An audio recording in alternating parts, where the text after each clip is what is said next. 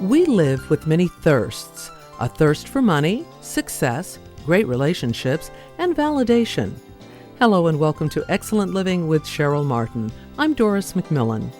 Our relationship and leadership coach, Dr. Johnny Parker, says the desire for validation is a huge thirst in our culture. That's the topic of discussion on today's program. Dr. Parker admits this thirst is valid, but it's important to find appropriate ways to satisfy it. Let's listen. How do you define validation? You know what? I think my definition is probably unique, Cheryl, in that I sometimes think there's a negative and a positive aspect to validation. I think the negative is think of it as a cup. It's a cup and I'm empty and I'm looking for other people or other things, achievement or people to come fill me up. I think that's the negative side. I feel empty. I'm looking for others to fill me up. I'm restless at the core in my soul, and I'm looking for others or achievement or accomplishments or people, relationships, to my career to fill me up. I think that's the negative side of it. I think the positive side is wanting someone to get me. We all want someone to get us, to empathize with us, to validate that what I'm thinking or feeling is real. And I think that's more positive. But the one that I'm thinking of, especially as we have this conversation, is more of the negative one. And how do we turn the page and bring some resolve to the negative aspect of validation? If a person is experiencing great success in his or her career, is it possible they can still struggle with validation if on the outside it looks like they have everything going on all cylinders? They've got a beautiful home, beautiful family, luxury car, making great money? Absolutely, because it's a heart matter. At the core, it's a motivation. Okay, why do I do what I do? That's the big deal. Why do I do what I do? I believe that we live our best life, our best story, when the reason that we do what we do, the ambition is, in terms of why we do what we do, is always to leave others better off. Okay? At the essence or the core of any great dream, it should be to leave others better off. So if my ambition is to be that and do that, that's healthy. That's a good thing. We want to affirm and applaud that. But when the motivation is I do what I do to get the applause, I become addicted to success. I become addicted to the applause. Now I'm on a path, on a treadmill of drivenness, and that will drain one's soul. That will set one up for great disappointment, for depression. And I've seen people ultimately, because they are so worn out, they're so empty, they're so poured out, I've seen them turn on themselves or take their lives because of this restlessness and unquenchable taste that's going on in their soul. And so at the core would be the motivation of why I do what I do. Do you think a lot of people, when they are experiencing this, are able to identify this as, you know what? I'm really struggling with my need for validation. Do a lot of people, are they able to identify it as such? I don't think so. That's not that my experience in coaching and counseling over the years. People come in, they don't come in identifying that I got this thirst for validation and I can't quench it, can you help me? They don't come in with that. That's not the leading question for them. They come in, I'm depressed, I'm anxious, I'm tired. Typically, it shows up in burnout. That's where it shows up. Probably that I think about it. It shows up in I'm tired, I'm burnt out, I'm restless, and they can't. And that's where the frustration is even greater because they don't know why am I here? Okay, why am I feeling this? This was my story going through my 30s. I'm driven, and my ambition, looking back, was for the wrong reasons. I was using people to satisfy me, to make me look good, and so I'm driven. I knew how to make it sound like it was about the kingdom, but it wasn't about the kingdom of Jesus. It was about the kingdom of Johnny, the truth be told, true. So I'm driven. I'm addicted to success. So I get to 39 and I'm burnt out. And like many people, I can't put into words, Cheryl, why I'm tired, why I'm spent. It didn't make sense to me because I felt like I'm doing the spiritual work, but I could not see what I could not see in terms of my own heart and my own ambition. And I had to sit down with a coach and a counselor to help process what was going on in me. This is very interesting because I think when we first started talking about validation, I was thinking of maybe this is a problem just in general with the average person. Yeah. But now you're taking it deeper because what you're saying is, even as a Christ follower, Oh, yeah. it can be validation that's fueling ministry, Absolutely. work for God, Yeah. that we will call work for God, but there's something else there that's motivating Yeah. the desire to succeed, even in ministry. Absolutely. I mean, I think that's the language of Paul in Philippians 2. Do nothing from selfish ambition. Okay, he's not knocking ambition, he's redefining ambition.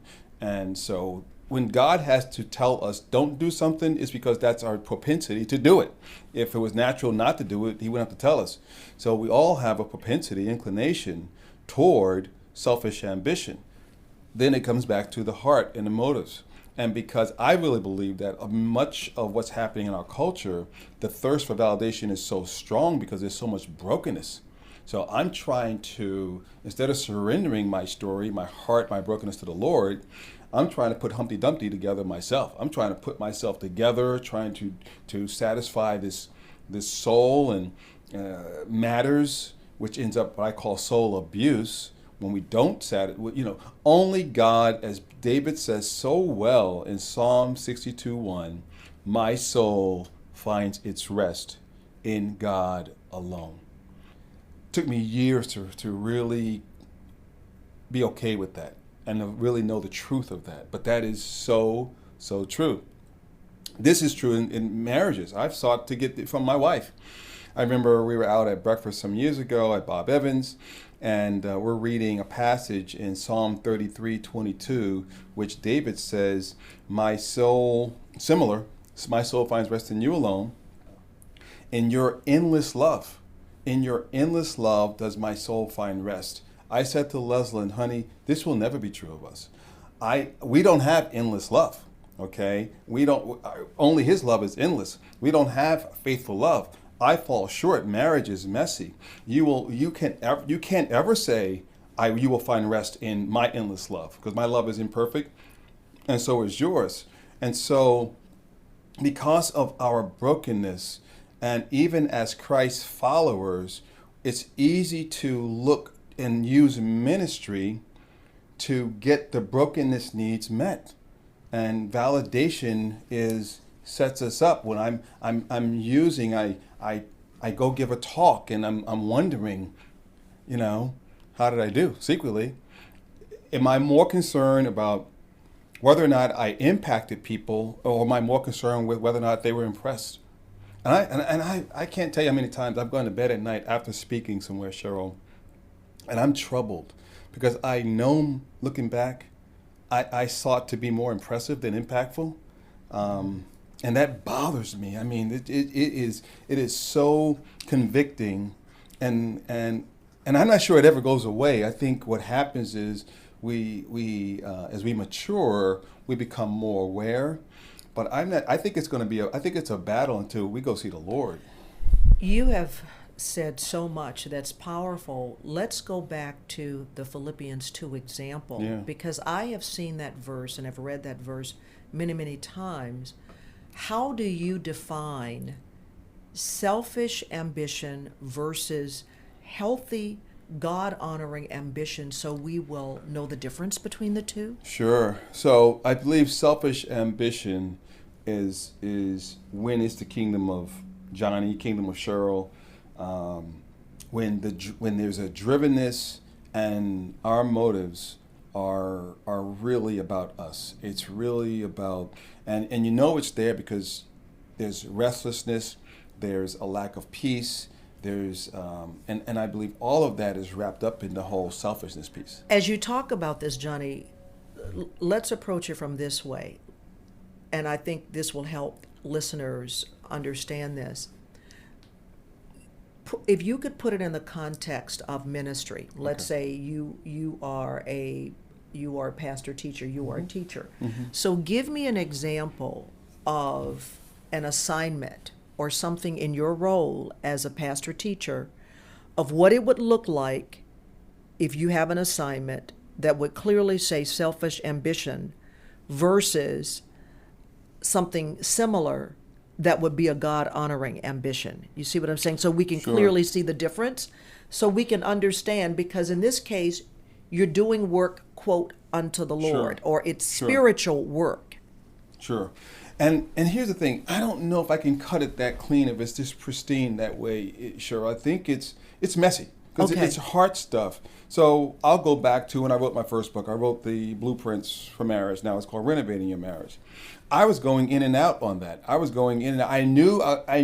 And what do you mean by saying in and out? I knew that when I was in focus in the right way, I knew that it was an assignment from God. I knew God wanted me to write the book.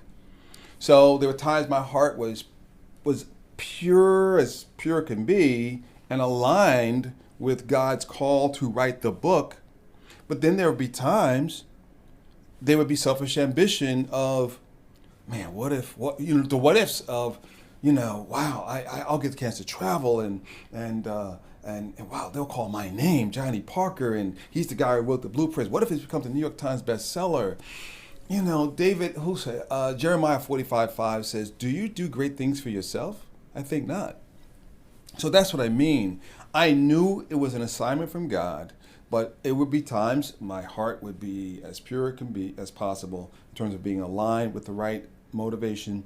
And then there were times when I just began thinking, oh, what could happen for me and how great this would be, and people were expecting this book from me, and I'm talking it up, and so I became so driven, because then after a while, Cheryl, I felt like I really had to get it done, because I was fearful of being laughed at, that, oh yeah, great dreamer, talk about writing a book, and where is it? So that's what I'm saying.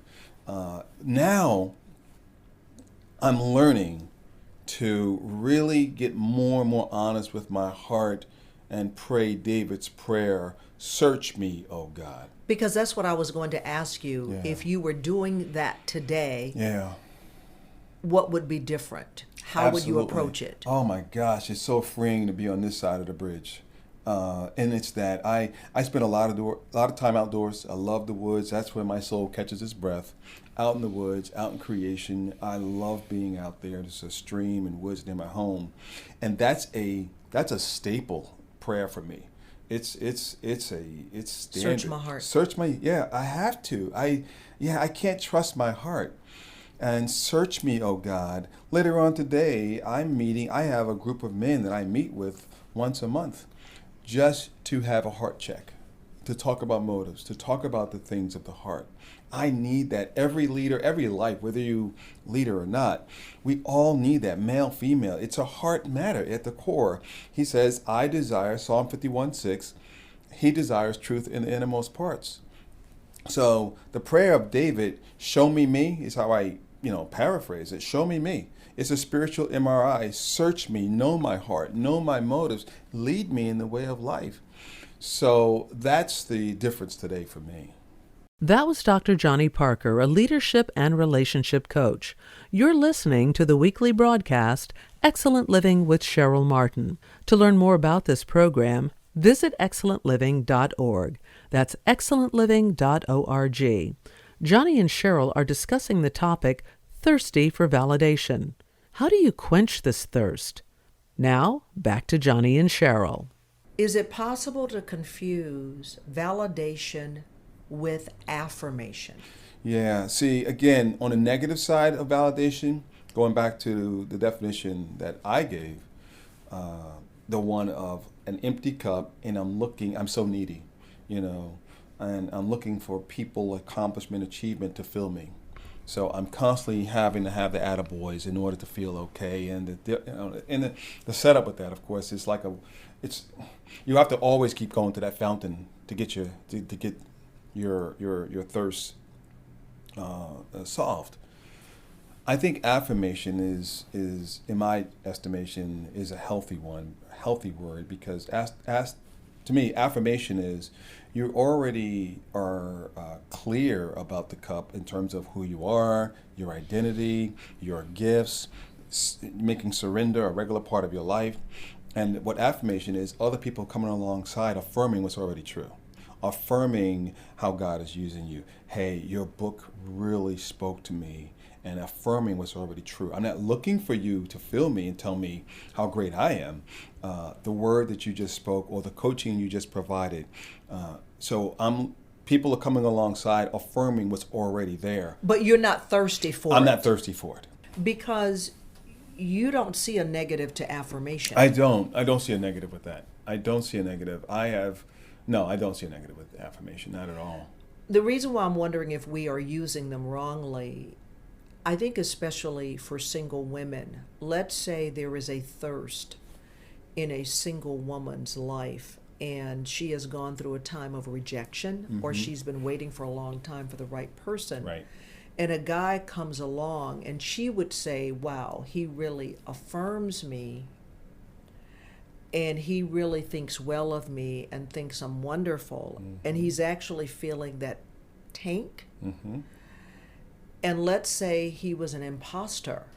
Was he really affirming her or validating her to get what he wanted? Exactly. How would you see that? Yeah, and again, it goes back to the motives. I mean, you can easily, that's why sheep and goat look a lot alike, because you don't know what you're really getting. And so motives are what matters. So if he's coming at her because he's trying to simply get what he wants, and so he's saying all the things because, another thing, a man can tell when a woman's thirsty. He can smell it. Yeah, he can tell when a woman's thirsty. I've said this, and you have heard me say this before, that we've all been created with a thirst for love. But beware, if we allow ourselves to get too thirsty, we will drink just about anything. And that's been men as well. I've seen it for both sides, men and women. So how I approach you, if truly I want to be a person and live my life at the highest level in terms of cause and love is always outward centered. Love is always designed to leave others better off. That's healthy. That's the right motive. Every day I need the Lord, you need the Lord, we need the Lord to live at that high level of love. Because apart from that, we will always have a restless soul. And always, if we're not seeking the Lord, we're going to find something or someone to quench that thirst. Now, do men approach this issue of validation? Is it different for men versus women, or it's really across the board? You know what I found, Cheryl? I found women have had the greater tendency to find it through a relationship. I think men have had a greater desire to find it through accomplishment. Okay, and what they achieve. So men will find it in what they do, who they know, what they own. I think it's that. But I'll say this about men. I think it shows up in the sexual. Men will use the sexual to validate them. They'll use, you get older, and men will want to know that they still have what it takes, and they're looking for the validation, so they'll go cheat, they'll go for the pretty young thing. And so in the sexual arena, definitely it can show up there for men. But for sure, men will use career, accomplishment, degrees to get validation. I read something the other day on that same line, that there are certain men, it is so important for them to have a beauty queen like woman on their arm, because it validates even them to other men. Absolutely. It's more important about what she says to others, more so than their own relationship. Right. I got this. Yeah. Oh, sure. Absolutely. That's very real. That's very common. So yeah, it shows up there as well in that way. So yeah, so both people, the heart doesn't know any gender. The heart is with heart, and our hearts desire this, and we'll find all kind of ways to. So the other thing I think is important here is the identity piece, and that when I don't know how to have clarity of my identity, the validation becomes, the thirst for it increases when you don't know who you are and you measure it by people or accomplishments, anything other than the Lord, the thirst is out of control. I can't tell you how many people I've seen in organizations and in churches who are longing for that from their pastors. They're looking for the pastor to validate them. They share with the pastor this dream or this calling, and when the pastor doesn't, they feel betrayed. They feel angry. I think what happens is when we don't seek the Lord for our rest and soul rest, everything becomes an idol. Everything is fair game or unfair game, if you will, in terms of using people or using accomplishments as a god in our lives. So let's talk about that. Let's say a person is in that place where they have not received validation by their pastor or their boss. Should they not have that desire? Should they not really look to them for validation to be healthy? Great. So I think it's good leadership would do that anyway. Good leadership would want to give affirmation or and so there's nothing wrong with the desire. Nothing wrong. I would affirm the desire. It's what we do with the desire. It's what we choose not to do. I helped a leader develop some core values. And there have been times I've looked for the leader to affirm me, or validate that, I helped. So how did you deal with it? And I had to surrender that. I had to give that up, and I had to listen to what the Spirit said to my heart. That what if you never hear it? Are you going to be the little boy, take your marbles and go home and say, I don't want to play anymore? Is it going to be truly, Johnny, about the kingdom of my kingdom, even if your name's not called? And that's a heart question. That is a heart question so that's something that.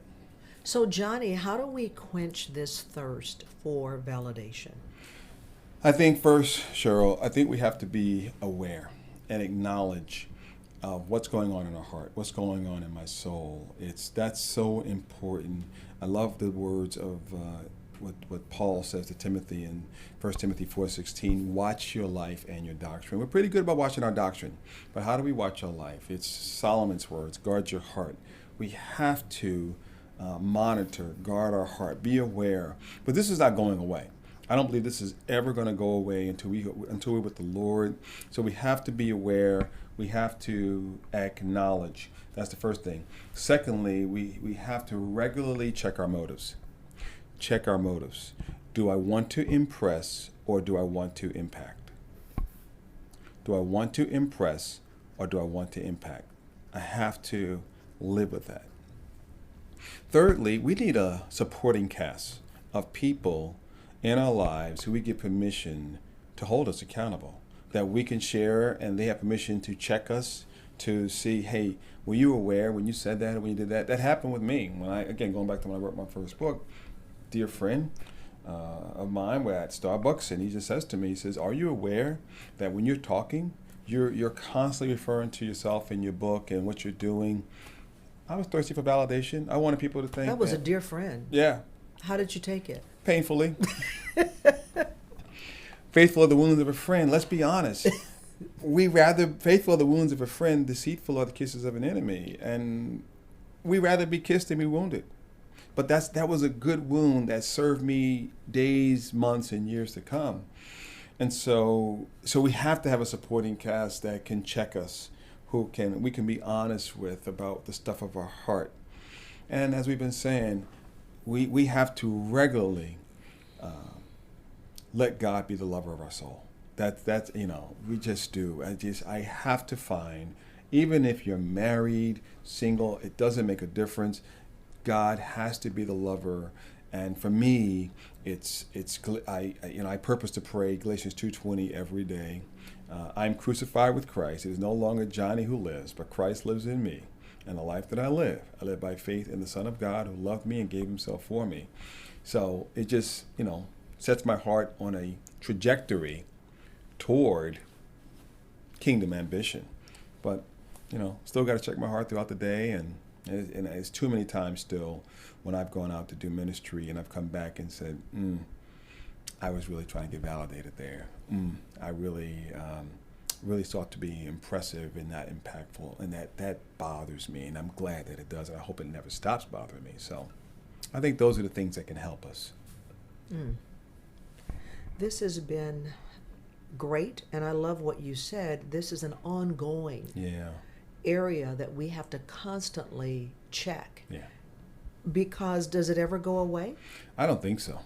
I think it's something that we will live with in battle until the Lord comes. And it's a dependency. He has to, what he did, what the Lord was yesterday in terms of my rest, that was good for yesterday. I need fresh rest. I need fresh rest.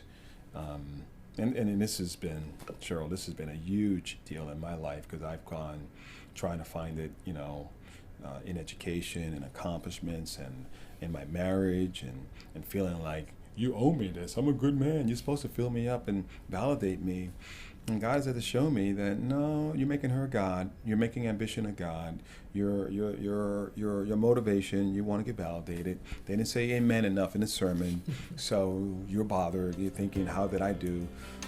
So I just believe that it's ongoing, and the greatest thing we can do is acknowledge it. The thirst for validation.